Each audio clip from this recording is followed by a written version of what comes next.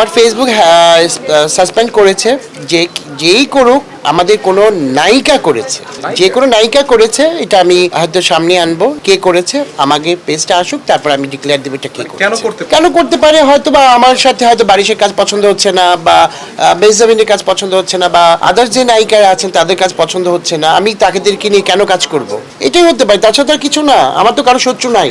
হ্যাঁ, হিংসা থেকেই তো আমরা করি। আমরা যদি শিল্পীদের পাশে থাকি, তাহলে কিন্তু এরকম হতে পারে না যে কারোর সঙ্গে কারো দ্বন্দ্ব হবে।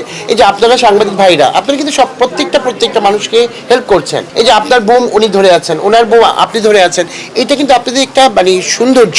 আপনারা মিলেমিশে কাজ করেন, কিন্তু আমাদের মধ্যে সেটা নাই। সেই জায়গা থেকেই বলবো, আমার এর জন্য ফেসবুকে দেখা হয় না। ফেসবুকে নিয়ে আমার একটা পেজ আছে, পেজে আপাতত আছে। আইনি পদক্ষেপ নিয়েছি এবং আমি সিস্টেম বাই সিস্টেম কাজ করব। YZABC যেই হোক, আপনারা এটা প্রতিহিংসা থেকে হয়েছে, নাহলে আমার তো কোনো শত্রু নাই।